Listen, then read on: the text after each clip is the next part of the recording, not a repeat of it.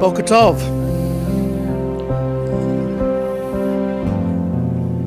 It's a beautiful morning. Welcome. The Ruach is with us.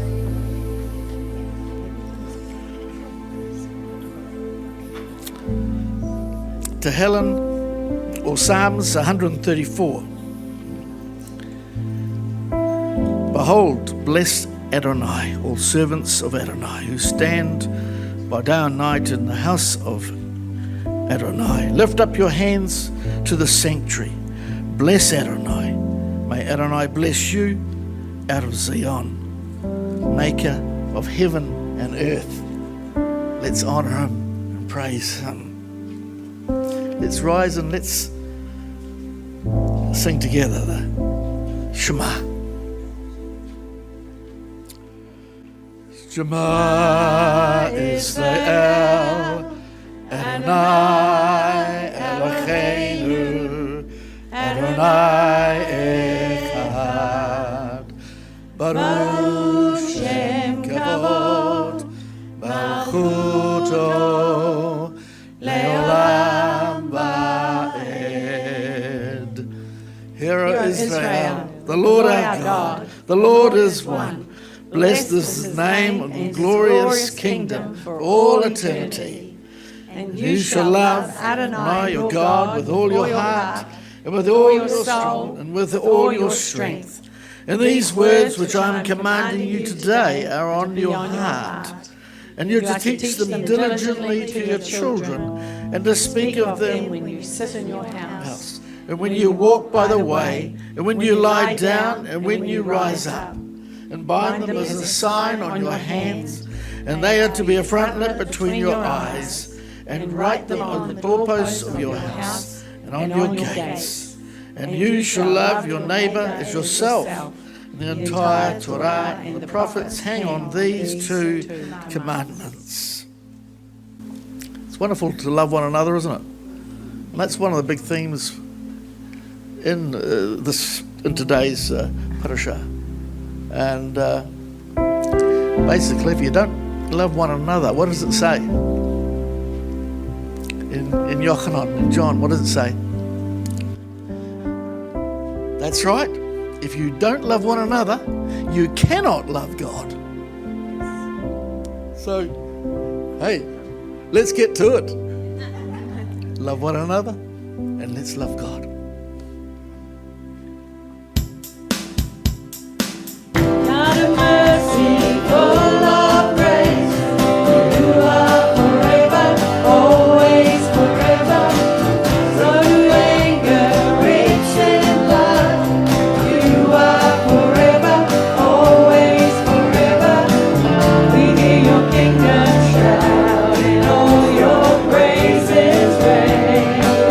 So let the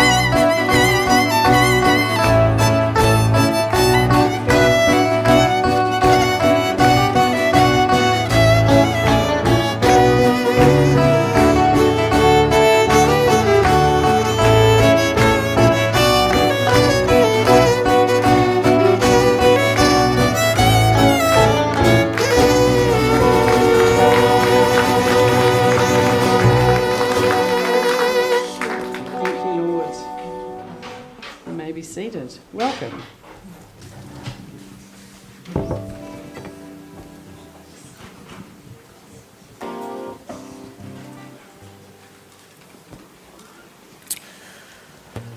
Well, welcome afresh.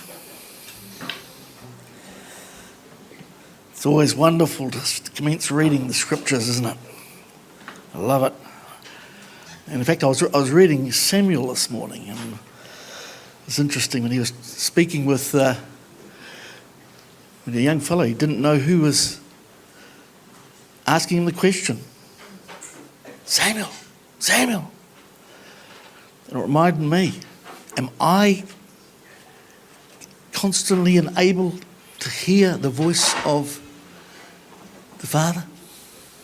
Am I open to always listen to the voice of the Ruach? It's a challenge. Do I recognize his voice? And it's only through spending time in the scriptures and the Torah, the Tanakh right through, the whole scriptures, read Hadashah, that we'll recognize his voice, because we'll know what he's speaking, because it doesn't contradict what's in here. And it's so important to know what's in here, isn't it? And that's why you read out loud.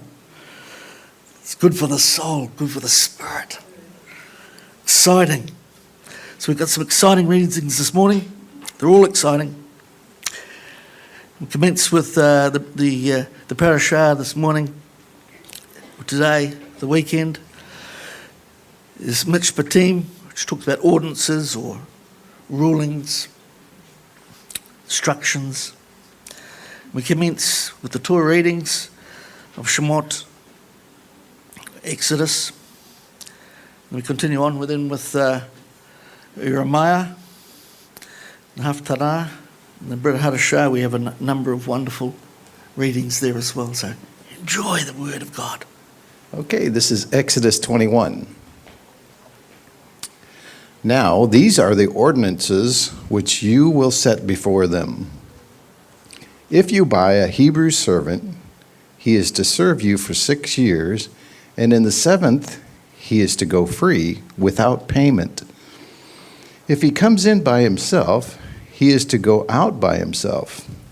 If he was married, then his wife will go out with him. If his master gave him a wife, and she bears him sons or daughters, the wife and her children will be her master's, and he will go free by himself. But if the servant plainly states, I love my master, my wife, my children, and I will not go out free, then his master is to bring him to God, then take him to a door or to a doorpost. His master is to pierce his ear through with an awl, and he will serve him forever. If a man sells his daughter to be a maidservant, she is not to go free as the male servants do. If she does not please her master or has selected her for himself, then he is to allow her to be redeemed. He will have no power to sell her to a foreign people, seeing as he is dealt deceitfully toward her. If he betroths her to his son, he must give her the rights of a daughter. If he takes another wife, he is not to diminish her food, her clothing, or her marriage rights. If he does not provide these 3 to her, then she is to go free without payment. Whoever strikes a man so that he dies must surely be put to death. But if he did not hunt him down, yet God caused it to happen, then I will appoint for you a place where he may run. If a man presumes to kill his neighbor with craftiness, you are to take him from my altar and put him to death. Anyone who strikes his father or his mother must surely be put to death. Anyone who steals a person and sells him or is found with him under his hand must surely be put to death. Whoever curses his father or his mother must surely be put to death. If people quarrel and one strikes the other with a stone or his fist, and the other does not die but lies in bed, if he rises again and walks around on his staff, then the one that struck him, he will be cleared. But he must pay for the loss of his time and help him to be thoroughly healed. If a man strikes his male or female servant with a staff, who dies by his hand, he must surely be punished. Notwithstanding, if the servant gets up in the day or two, he will not be punished, for he is his property. If men fight and hit a pregnant woman so that her child is born early, yet no harm follows, the one who hit her is to be strictly fined according to what the woman's husband demands of him. He must pay as judges determine. But if any harm follows, then you are to penalize for life. Eye for eye, tooth for tooth, hand for hand, foot for foot, burn for burn, wound for wound, blow for blow. If a man strikes the eye of his male or female slave and destroys it, he must let him go free for the sake of his eyesight. If he strikes out his slave's tooth, he must let him go free for the sake of his tooth. If an ox gores a man or a woman so that they die, the ox must surely be stoned, and its meat is not to be eaten, but the owner of the ox will be cleared. If the ox was given to goring in times past, and a warning has been given to its owner, yet he has not kept it pent up, and it has killed a man or a woman, then the ox must be stoned, and its owner must be also put to death. If instead a ransom is placed on him, then he is to pay for the redemption of his life whatever is demanded. Whether it has gored a son or a daughter, this rule is to be applied to him. If the ox gores a male or female slave, he is to pay 30 shekels of silver to their master, and the ox is to be stoned. If one uncovers a pit or digs a pit and does not cover it, and an ox or a donkey falls in, the owner of the pit must pay compensation. He is to give money to the owner, and the dead animal will be his. If one man's ox hurts another's ox so that it dies, they are to sell the live ox and divide the price. They are also to divide the dead one. Or if it becomes known that the ox was given to violence in times past, then its owner has not kept it pent up, he must surely pay ox for ox, and the dead animal will be his. If a man steals an ox or a sheep and kills it or sells it, he is to pay 5 oxen for 1 ox, or 4 sheep for 1 sheep. If a thief found breaking in is struck so that he dies, there is no blood guilt for him. But if the sun has risen, there is blood guilt, and he is to make full restitution. If he has nothing, then he must be sold for his theft. If the item is found in his hand alive, whether ox, donkey, or sheep, he is to pay double. If a man causes a field or a vineyard to be eaten by letting his animal loose, and it feeds in another man's field, then he is to make restitution from the best of his own field and the best of his own vineyard. If fire breaks out and spreads among thorns, so that stalks of grain, standing grain, or the fields themselves are consumed, then the one who lit the fire must make full restitution. If a man entrusts his neighbor with money or items for safekeeping, and it is stolen out of the man's house, when the thief is found, he must pay double.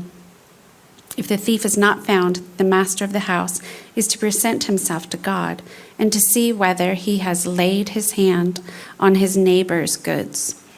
For any transgression, whether ox, donkey, sheep, clothing, or anything else lost, when someone says, "This is mine," the case of both parties is to be brought before God.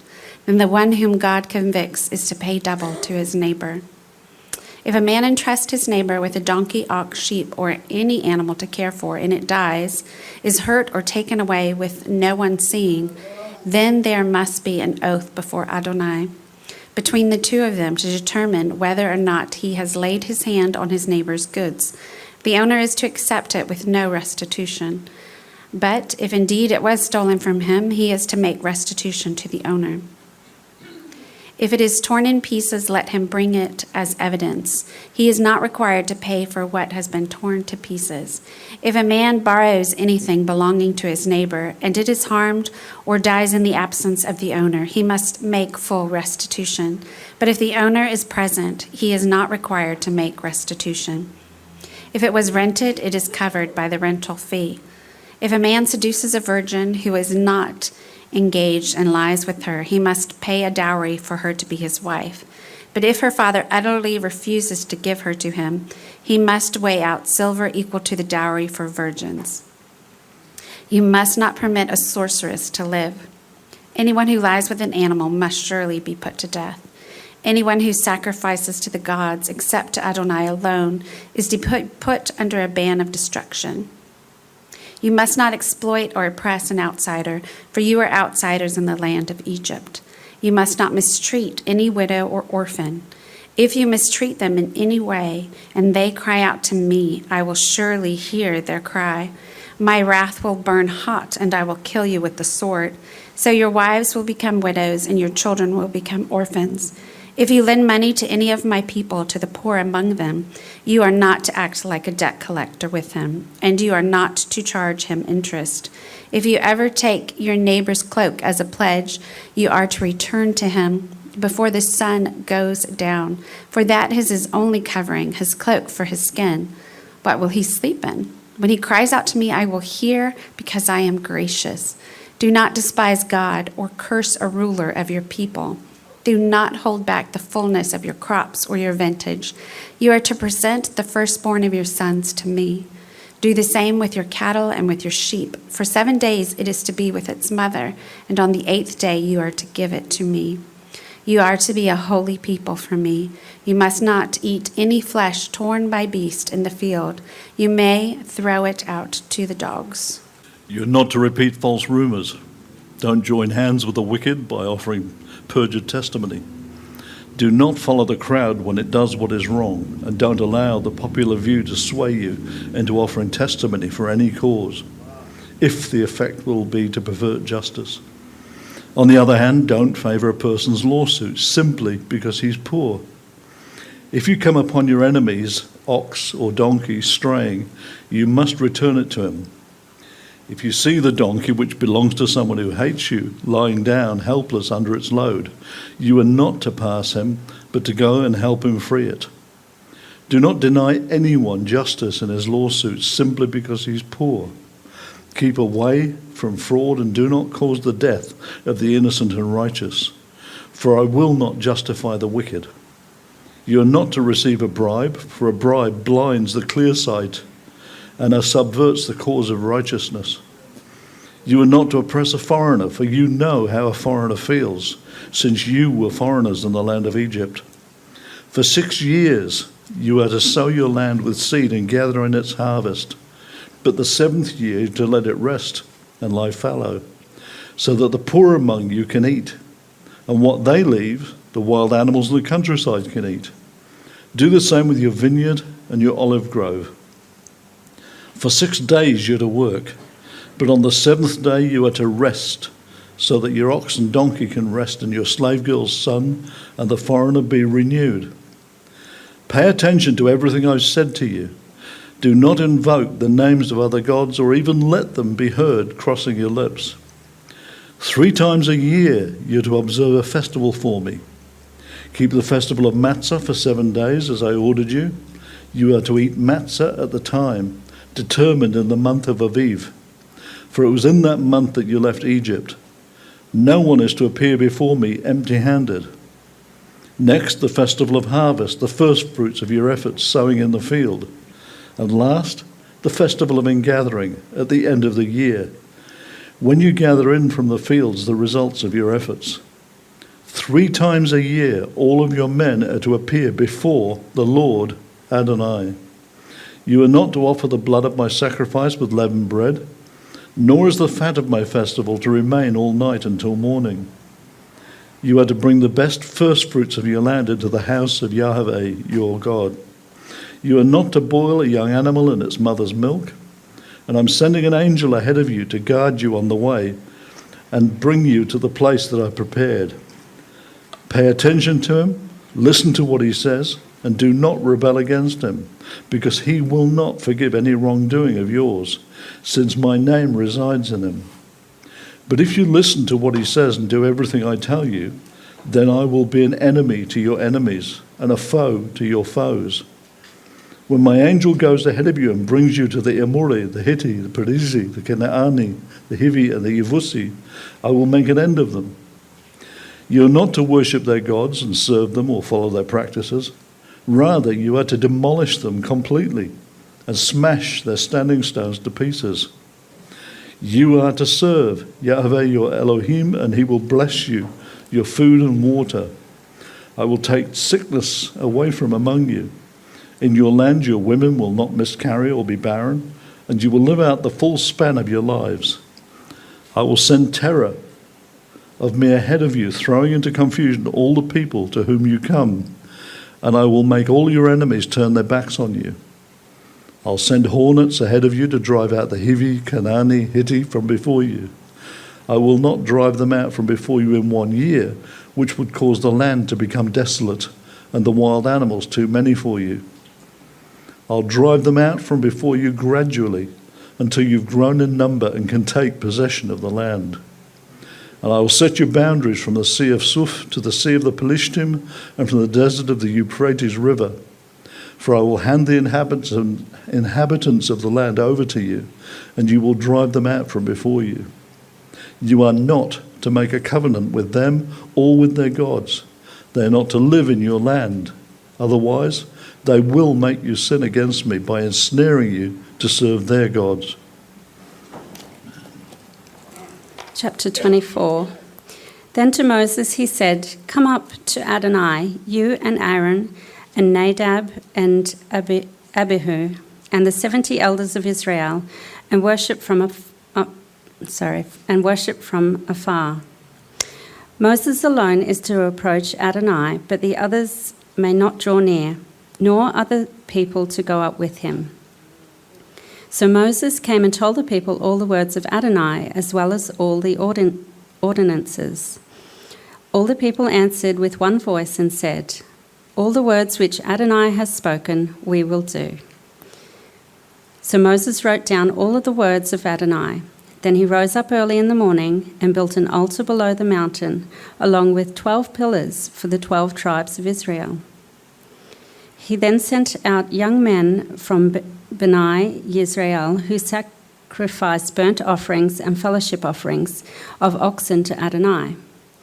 Then Moses took half of the blood and put it in the basins, and the other half he poured out against the altar. He took the scroll of the covenant and read it in the hearing of the people. Again they said, "All that Adonai has spoken, we will do and obey." Then Moses took the blood and sprinkled it on the people and said, "Behold, the blood of the covenant which Adonai has cut with you in agreement with all of these words." Then Moses and Aaron, Nadab and Abihu, and 70 of the elders of Israel went up. They saw the God of Israel, and under his feet was something like a pavement of sapphire as clear as the very heavens. Yet he did not raise his hand against the nobles of Bnei Yisrael. So they beheld God and ate and drank. It's an amazing scripture, isn't it? Then Adonai said to Moses, "Come up to me on the mountain and stay there, and I will give you tablets of stone with the Torah and the mitzvot, which I have written so that you may instruct them." So Moses rose up along with his attendant Joshua, and Moses went up onto the mountain of God. To the elders he said, "Wait for us here until we come back to you. See, Aaron and Hur are with you.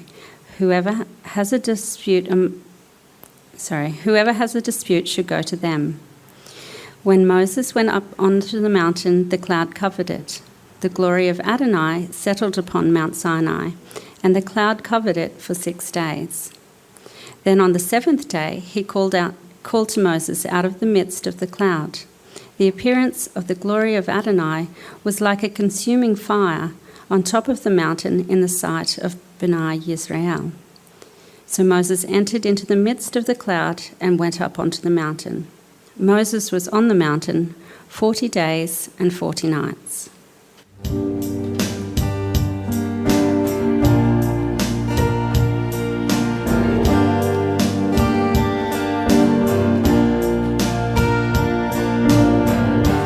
There is a name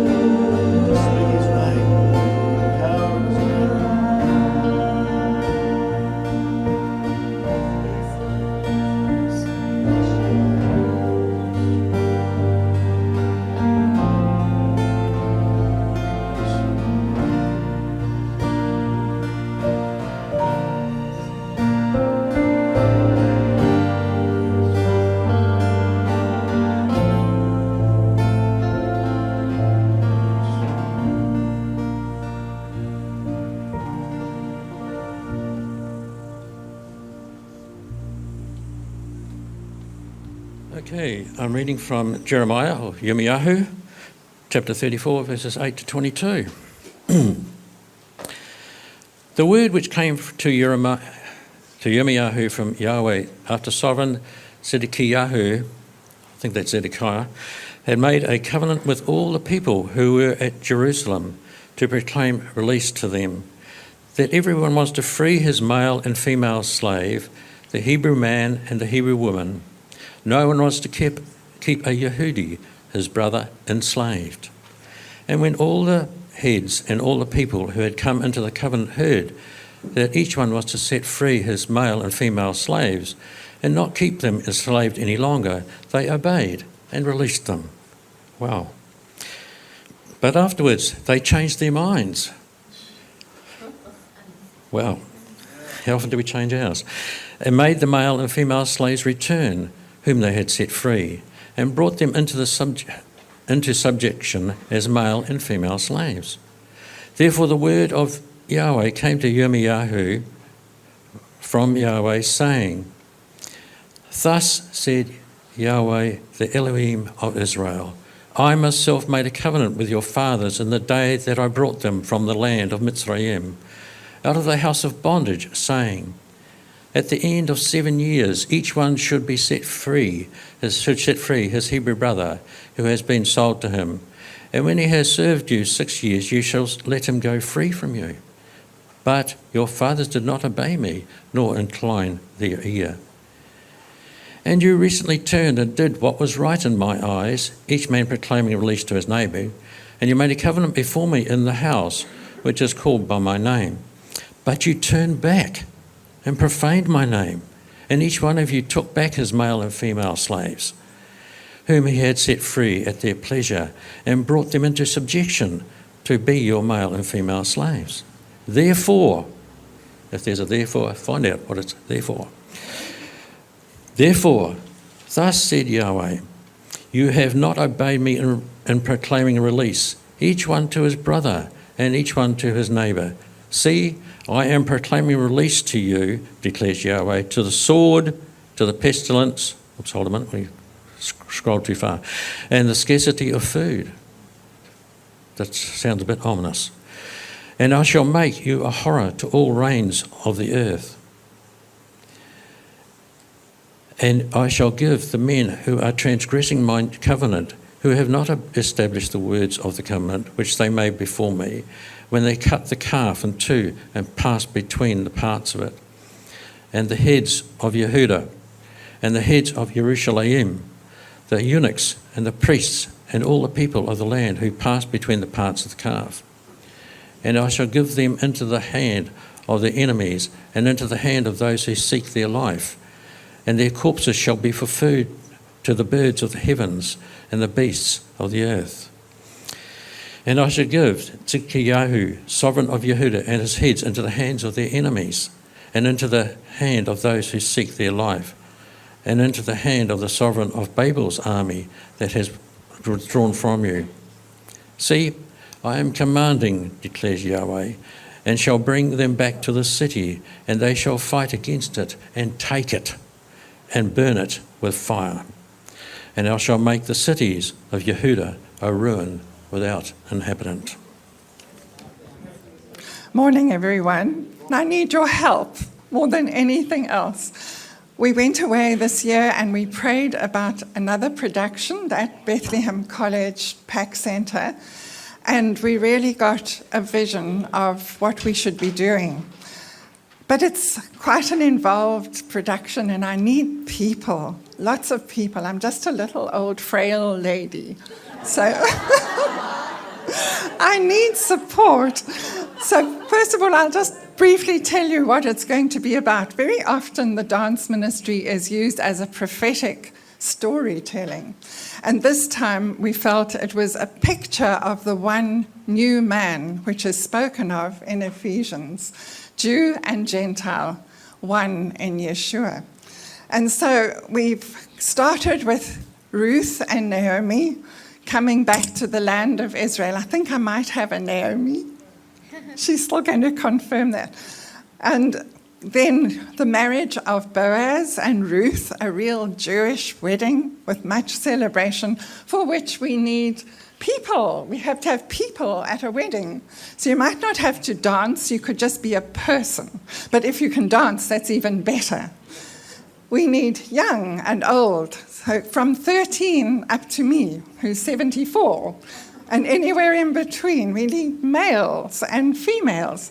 We need ordinary things like people who can help us do the tea afterwards, or sell tickets, or backstage work, or anything. Any help that you can give me will be just so gratefully received, because it's a huge production and a lot of work and a lot of effort, but I just love doing it because it's foretelling of the Lord's coming soon. And so the production will end with the marriage supper of the Lamb and much rejoicing, the bride in her glory. So if you want to be a part of it, please come and talk to me and let me write your name down so you don't forget, and neither do I. Thank you. You have heard that our fathers were told, eye for eye and tooth for tooth. But I tell you not to stand up against someone who does you wrong. On the contrary, if someone hits you on the right cheek, let him hit you on the left cheek too. If someone wants to sue you for your shirt, let him have your coat as well. And if a soldier forces you to carry his pack for 1 mile, carry it for 2. When someone asks you for something, give it to him. When someone wants to borrow something from you, lend it to him. You have heard that our fathers were told, love your neighbours and hate your enemy. But I tell you, love your enemies. Pray for those who persecute you.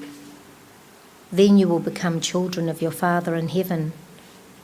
For he makes his sun shine on good and bad people alike, and he sends rain to the righteous and the unrighteous alike. What reward do you get if you love only those who love you? Why, even tax collectors do that. And if you are friendly only to your friends, are you doing anything out of the ordinary? Even the Goyim do that. Therefore, be perfect, just as your Father in heaven is perfect. And what came to me this morning was that that's such a powerful testimony to other people when you know that this is just a shadow of the things to come. And what we have our hope in is just so unbelievable that these things should just be, take it, have it, because what we have is so amazing. Thank you. Good morning. This is from Mark chapter 7. Now the Pharisees and some of the Torah teachers who'd come from Jerusalem gathered around Yeshua, and they saw some of his disciples were eating bread with unclean hands, that is, not washed. For the Pharisees and all the Jewish people do not eat unless they wash their hands to the elbow, keeping the tradition of the elders. And when they come from the marketplace, they do not eat unless they perform a ritual washing.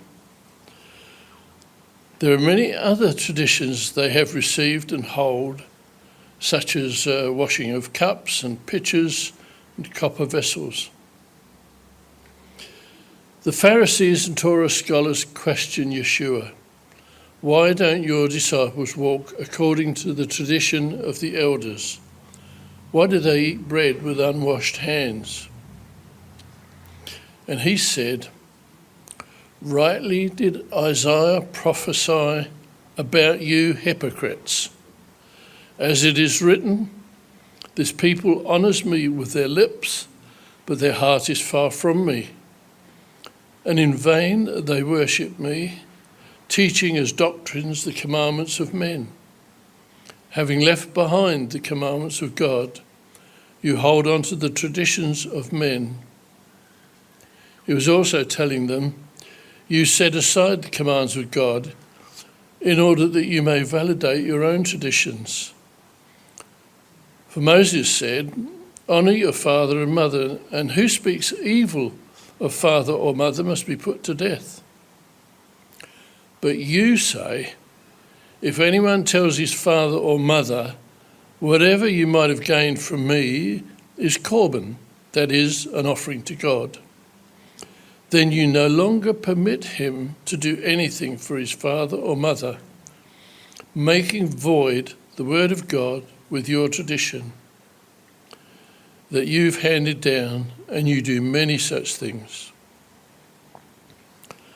Then Joshua called the crowds and began saying to them, "Hear me, everyone, and understand. There is nothing outside a man that can make him unholy by going into him.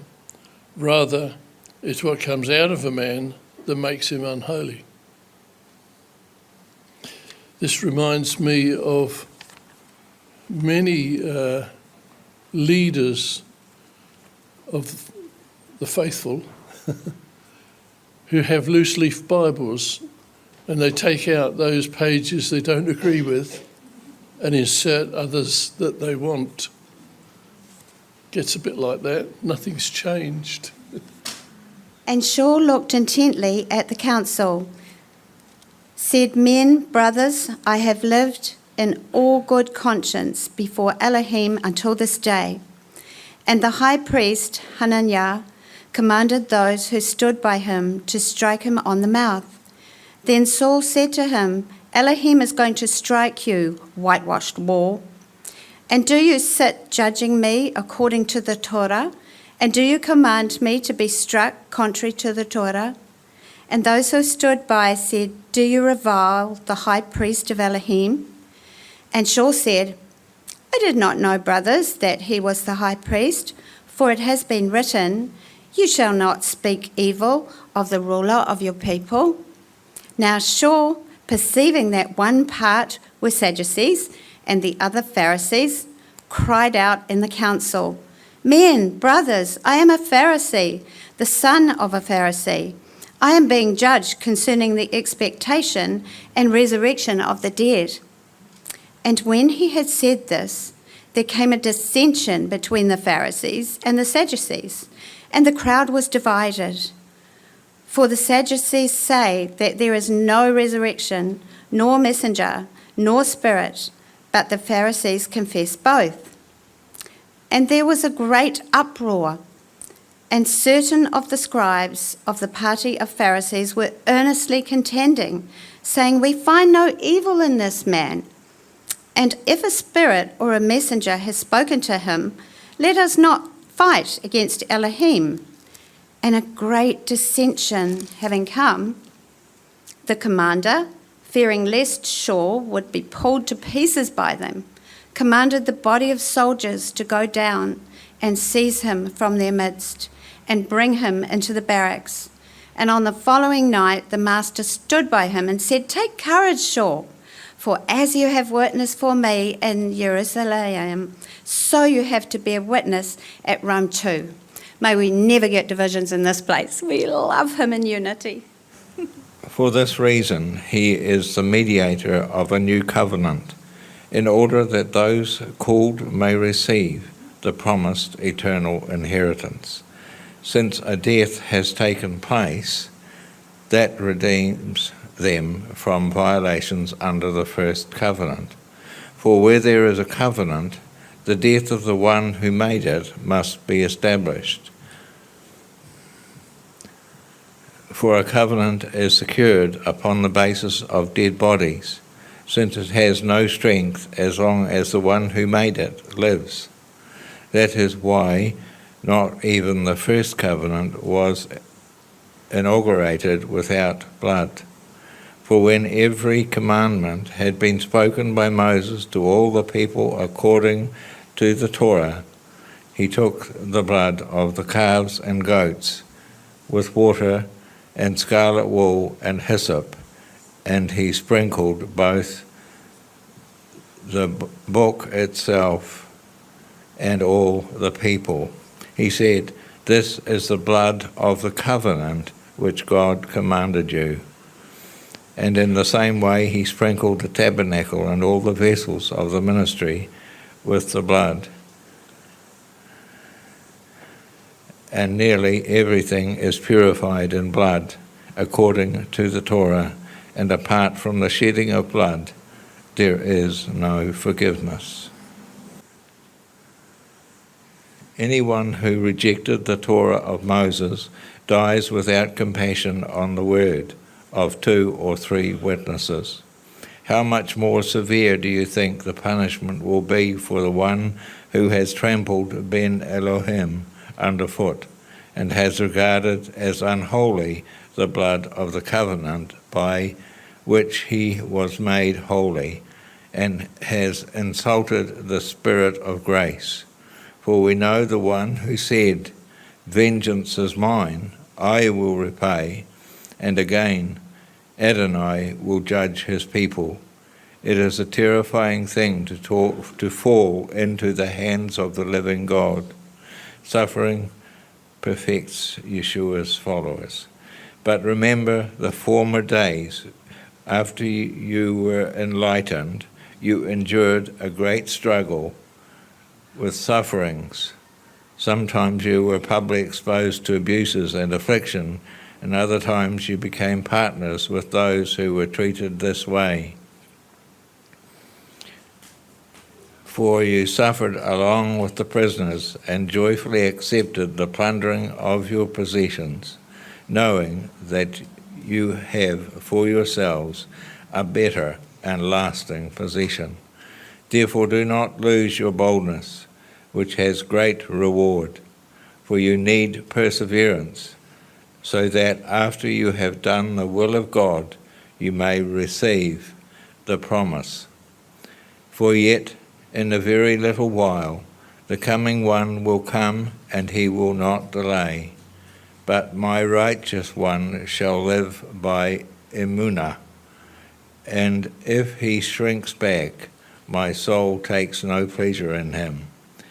But we are not among the timid ones on the path to destruction, but among the faithful ones on the path to the preservation of the soul.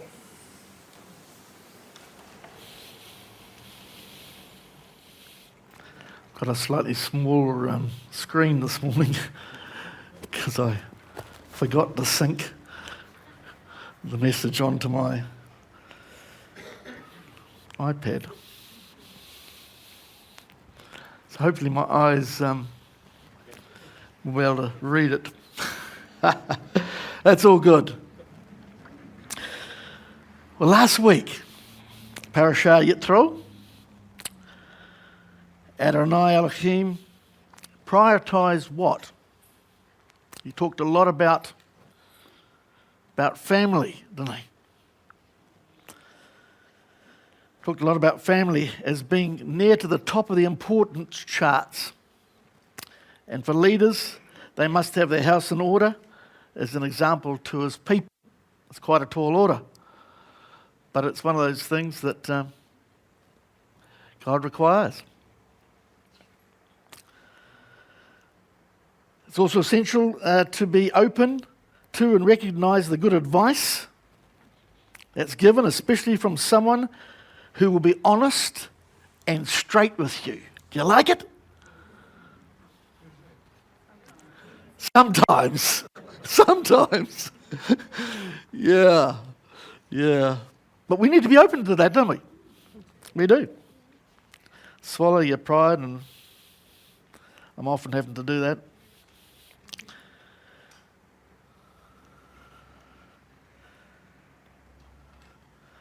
Often they can be close to you, can't they? In fact, sometimes they can be the closest person to you.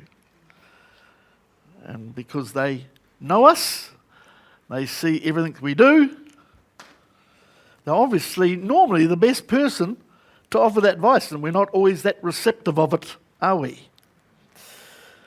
No. But be humble enough to see, just like Moses saw. Guess who he listened to?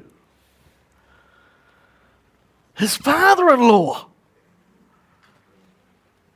He might have listened to his mother-in-law as well, I suppose,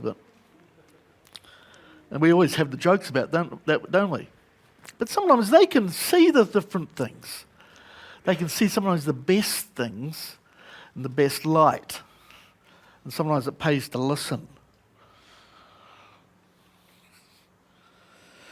The joys of the phone.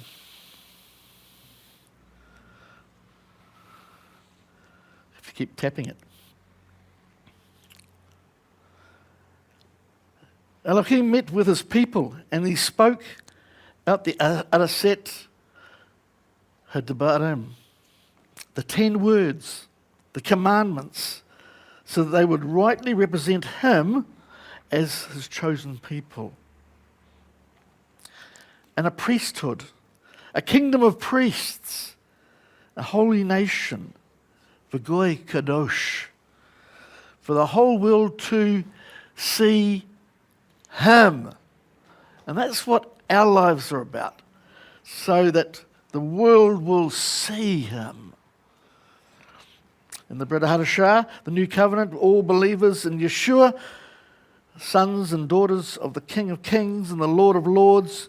Therefore we are all royalty, kings and priests unto Adonai.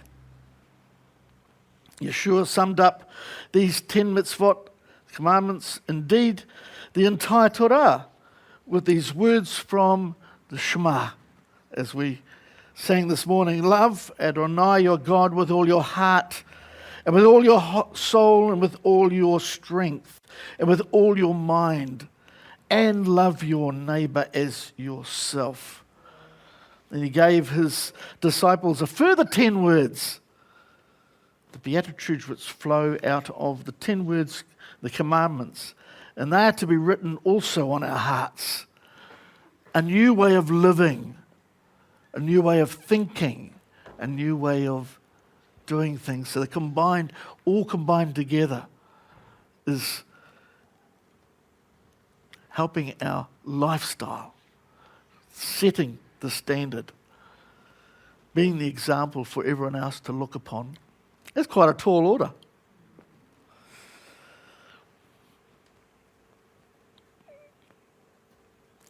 But the interesting thing is Elohim trusts in you. He believes in you. Just like Yeshua said, be holy as I am holy. If he didn't think it was possible, he wouldn't have said it. And that's what he wants us to aim for and work towards. And we can't do it by our own strength. It's only through the Ruach HaKodesh, the Holy Spirit, who can help us there.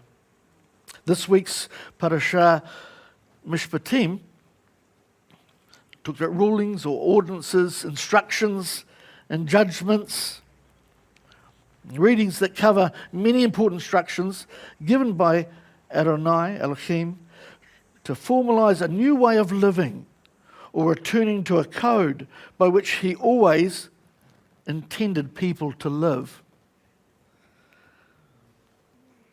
It's a guide for the daily lives of his nation, B'nai Israel, to be people after his own heart, showing love, showing justice, and righteousness. Firstly, to their own people, and then an example for the world to follow.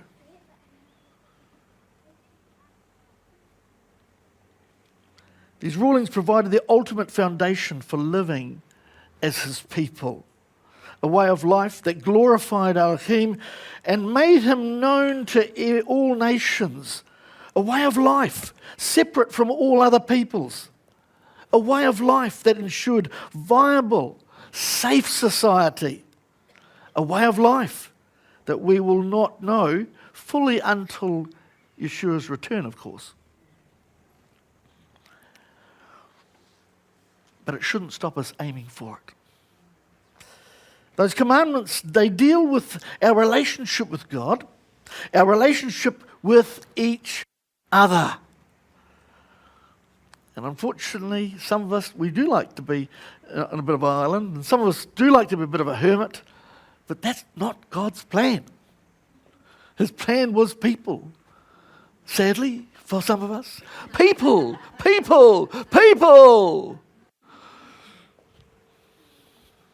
Where can I go and hide sometimes? Mind you, Yeshua even went and rested, didn't he? Brought his disciples out aside, get a bit of energy up. So I'm sure he got tired too, just like the rest of us. You know? That's what he said. Let's draw aside. Go and rest. The Mishpatim clearly show that Elohim wants to be involved in relationships. It contains 53 mitzvot or commandments, 23 do's and 30 don'ts. And this series of instructions were also called the Covenant Code. In many of the Western countries, the status and regulations that we have in our books, they're based on the ordinances defined in the Torah, and originally included many of the associated punishments. But democracy doesn't kind of like those things. And you end up with the lowest common denominator. It's nice, it's smooth, it's comfortable. But does God want us always to be comfortable? Because as a result, what happens is, it's just like you buy into other people's countries, you buy into other people's ethos, you buy into other nations' a standard of how they see things and view things, rather than what God placed. So as a result, they slide in and they slip in. And that's what you have. Okay, democracy does provide some good benefits, but it also provides a lot of disbenefits from God's perspective and from holiness perspective.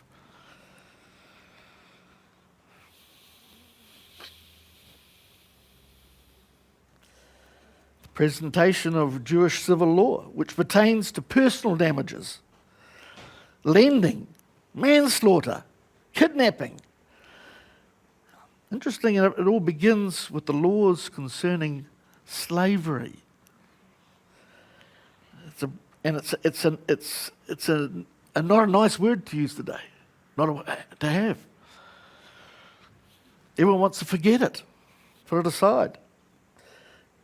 It's interesting that the instructions commence with how to treat Hebrew servants or slaves effectively, followed by family and neighbourly matters.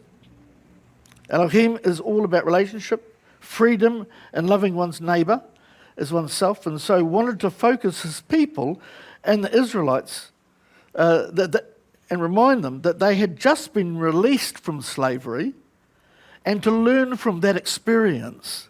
And he didn't want their servants or people who worked for them to experience the same things that they did.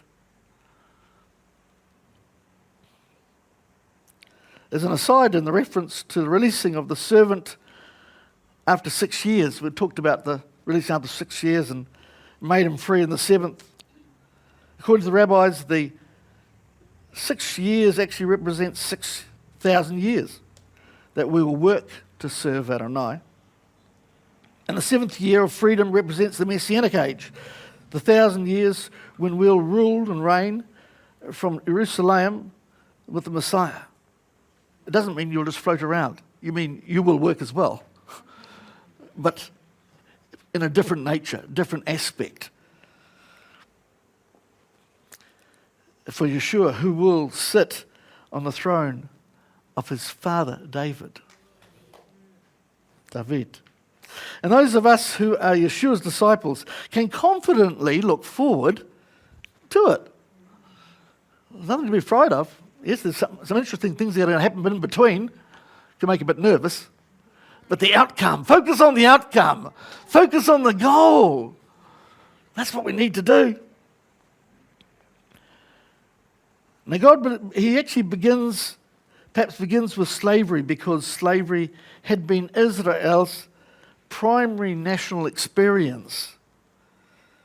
It was etched into their every fabric of their whole being. And as we mentioned last week, that we need to get Egypt's ways out of our system. And very much part of it wants a new way of dealing with people. Although slavery and forced servitude is repulsive to most of us today, and it should be, really. At that time, it was a widely accepted practice, and God desired to place it in its proper perspective, not the way man had twisted it and made it and put it in place, because it was all about selfishness and greed. And that's what society is about today. It was no different.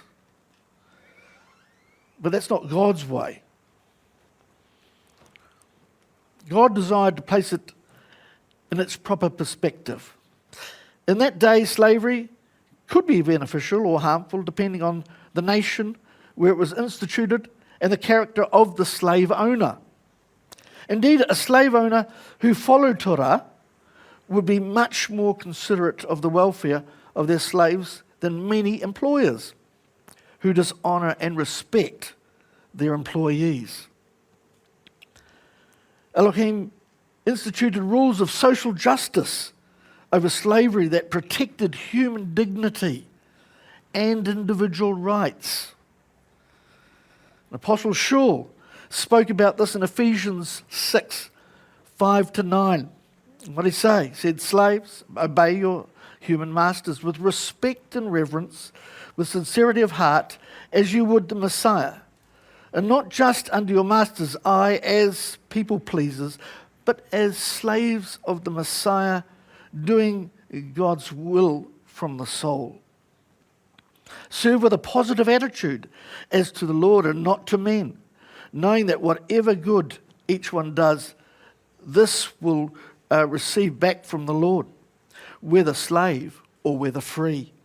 And masters," he took everyone, "and masters, treat your slaves in the same way.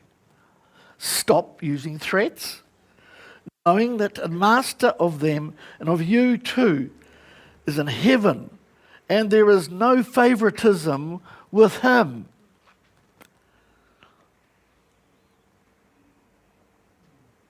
It's really important that people think about. You know, they think the honouring adage of do to others as you'd have them do to you. Really important thing. How would you feel in that position? How would I like it to occur?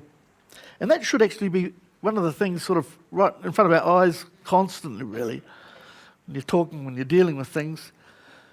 And as Sharon mentioned, you know, last week, and you point the fingers at things, what happens? You got towards you. So it's part of the, you know, that's what it is. It's really important that when you're dealing with each other, you deal with each other as you would really like to be dealt with. Haftarah also emphasised the seriousness of the things that God regards in terms of the limits of the slavery. We alluded to before, earlier. So when the Babylonians invaded Jerusalem, the Israelite slave owners, they made a pact with King Zedekiah, agreeing to release this Jewish slaves. 1 year later, however, when the Babylonians, who were really probably they were the conquerors, they sort of left them to it and they went out and well, you'd think that they'd use the freedom and say, "Oh, okay, yeah, hey, that's really good. That's a good thing they allowed us to do. Let's continue on." But no, the slave owners, now feeling free and safe and secure in themselves, they set about to forcefully re-enslave those that they'd been previously freed. And then they wonder why God's wrath then came down. Because once again they transgressed God's ordinances concerning slavery. That's why it's important we need to understand what his ordinances are, so that we don't transgress them, so that we put the things into practice. And one of the biggest things, of course, is, learn the nine fruit. The nine fruit, are they flourishing in your life? I mean, I talk to myself here as well. Is it flourishing in my life? They don't always. You've got to keep working on them. And that's why I have a wonderful wife, to remind me of them.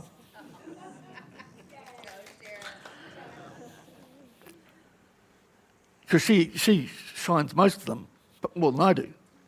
So, it's really good. I got pretty big things to live up to. She does a great job on it. As a result of the judgment, many were carried off as captives to Babylon, and many, sadly, they never returned. They never had the joy of going back to their homeland. It was just gone. It was taken away. What a thing to give up. In fact, we know Zedekiah, he died a not very nice death in Babylon either. Well, he got more than his fair share because he was the leader. He should have known better. All the kings, when they became king, had to learn and recite the Torah. That's what they had to live by. So they should have known better. No excuse. The ordinances were given here were intended to create a profound respect for every human being. And you may ask, what relevance does some of this have to us today?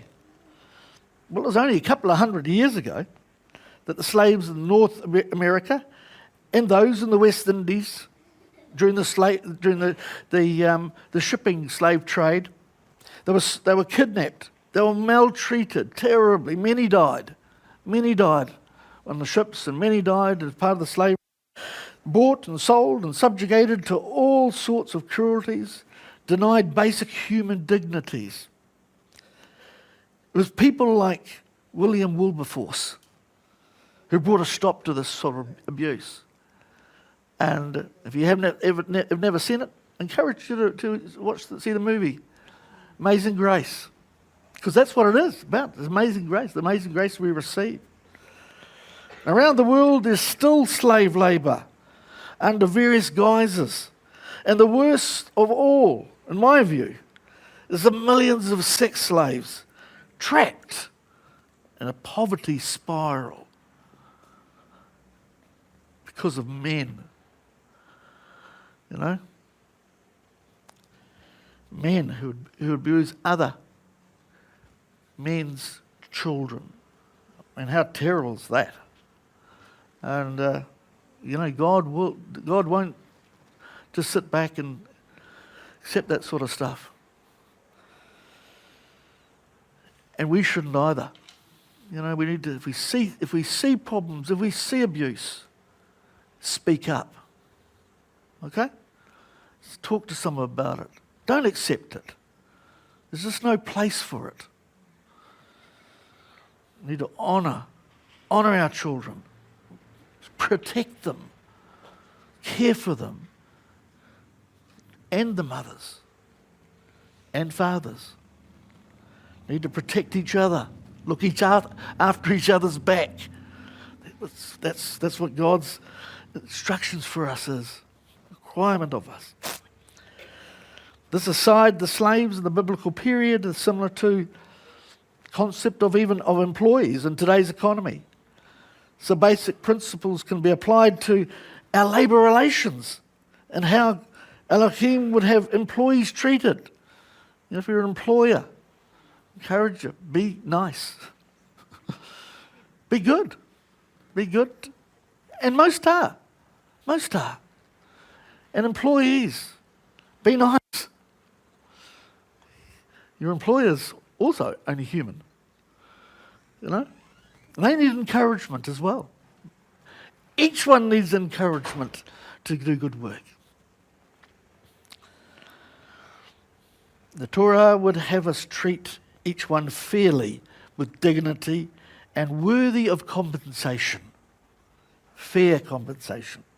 Apostle Shaul, who was familiar with being treated unfairly, said, "For the whole law can be summed up in this one instruction, one command. Love your neighbour as yourself." In Galatians 5:14. Yeshua spoke similarly when responding to the challenge by the Pharisees. And don't forget, all the Pharisees, they weren't all bad eggs, they weren't all rotten, you know. It's like everyone, but everyone sort of does that when they want to pin the point or pin the finger at someone. Oh, they're the Pharisees or this and that. No, they weren't. They weren't all. One of the teachers of the law, who were the Pharisees, came and heard them.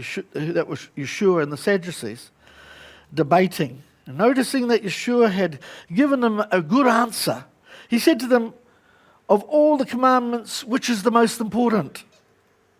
The most important one, answered Yeshua, is this: Shema Israel Adonai Eloheinu Adonai Echad. Hear Israel, the Lord our God, the Lord is one.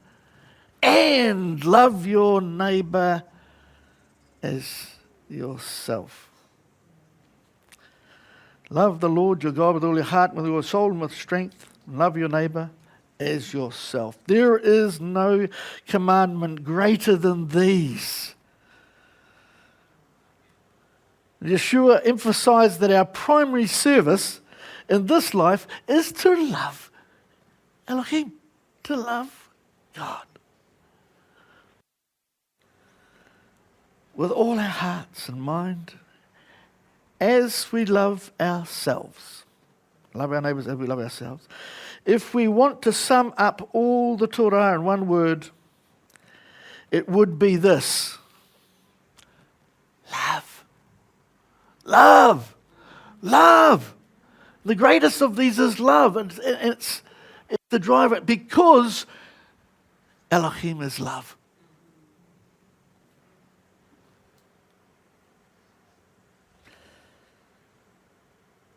Yeshua stated in Matthew 5, verse 17, he didn't come to abolish the Torah, but to fulfill and complete it. He came to show us that the Torah is all about, and to live it out perfectly. He showed us how to do it. We won't always be perfect, but he shows us the way to it. And this he did while emphasizing the Torah's foundation is the love for Elohim and our neighbour. We can try so hard to keep all the ordinances to the letter and yet miss the spirit of Torah if we do it without love. The Apostle Shaul went as far to say, as we said earlier on in the meeting, that if we do not have love for one another, we do not love God. And also, if we do not love, we are nothing. And that's 1 Corinthians 13. Yeshua wasn't changing God's Torah. In fact, we know he was involved in the giving of the Mishpatim. He just put them back in the right perspective that he had intended should have been applied right from the start, and the way it should have been interpreted. Romans 5:8. But Elohim demonstrates his own love for us in this: while we were still sinners, Mashiach died for us. Walking with Elohim is not about rule keeping, even though God does have guidelines by which we need to live. And once we've accepted Yeshua as our Lord and as our Saviour, it is about knowing him, and we can all know then Elohim. It's about asking him first and then putting into practice the things that he's asked us of his disciples to do. The prophet Jeremiah foretold a new covenant where all will know God, and from the least to the greatest, whether we are male or whether we're female, Jew or Gentile, young or old, through the Brit Hadashah, the new covenant which is sealed by the blood of Yeshua, we can all be free and have free access to Elohim. As Moshe ratified the original covenant ordinances by sprinkling the blood on the two contractual parties, half on the people of Israel and half on the altar that represented Elohim, so also Yeshua shed his blood on the Roman execution stake, the cross, once and for all mankind's sin. We read that in Hebrews 9, 18 to 22, that the new covenant was sealed with blood, and that the Messiah, Yeshua, is the Lamb of God. And at the Passover, the Pesach meal, which is coming up in the next few months, with his disciples, Yeshua held up the cup of redemption and said, "This cup, which is poured out for you, is the new covenant in my blood." The most righteous of all men, Yeshua HaMashiach, he became the final atonement for all generations who accept his sacrifice on their behalf. It says, "I, the Lord, have called you into righteousness. I will take your hold of your hand." Isn't that great? He will take hold of your hand. "I will keep you, and I will make you to be a covenant for the people and a light for the Gentiles, to open the eyes that are blind, to free captives from prison, and to release from dungeons those who sit in darkness." And we were able to receive that. Gentiles were able, and Jews were able to receive that fully. Isn't that wonderful? Isaiah 42, 6 to 7. The result is that we can now come boldly into the throne of Elohim, all by ourselves, to find help and grace in the times of need, and simply to honour him and praise him. There's an interesting question I have. Are we taking advantage of this privilege? Do you often come into his presence? Make yourself available. Have your ears open to him. Let him speak.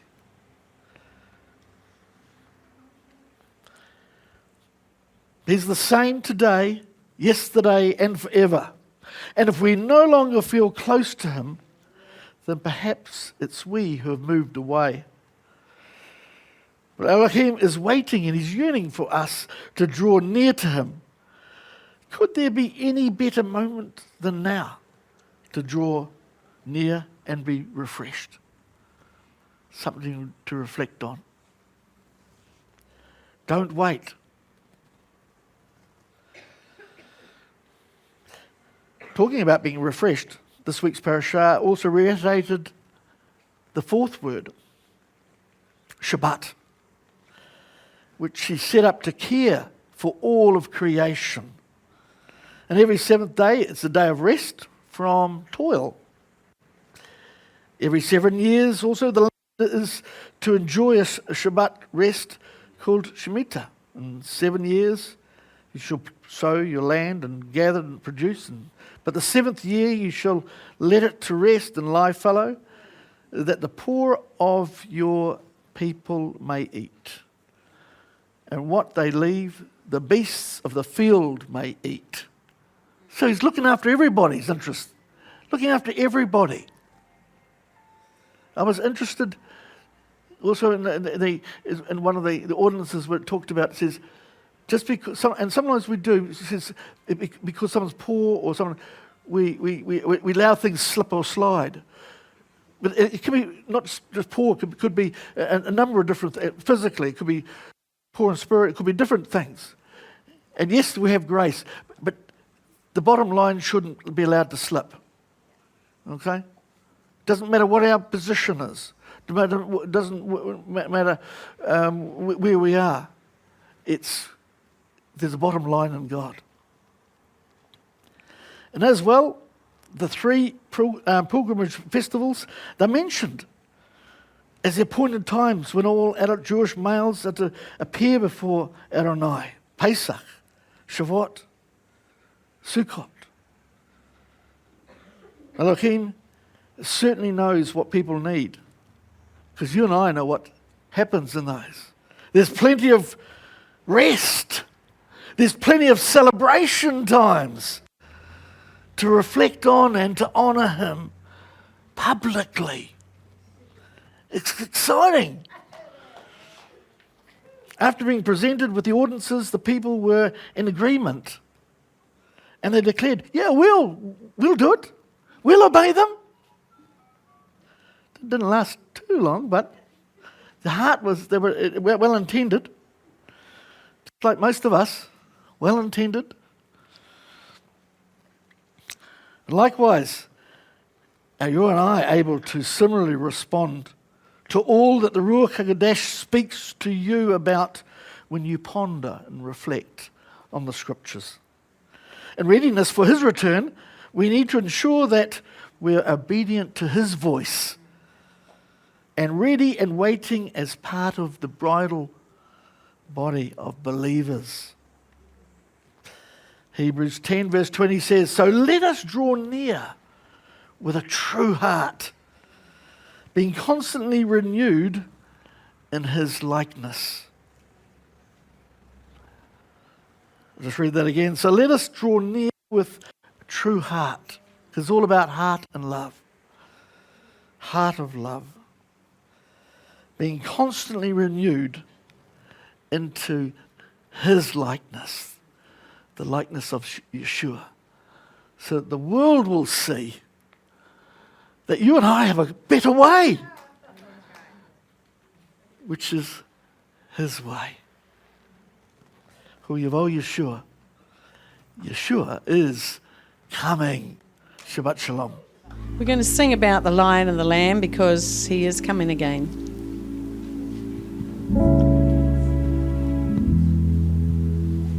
So good. So good to be together. So good to be able to sing and celebrate together.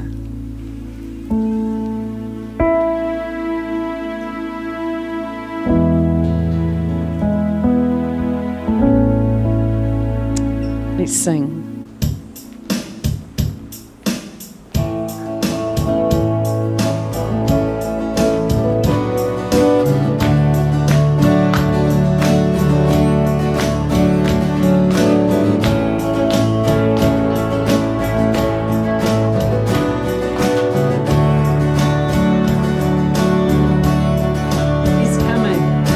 Coming on the clouds, kings and kingdoms will bow.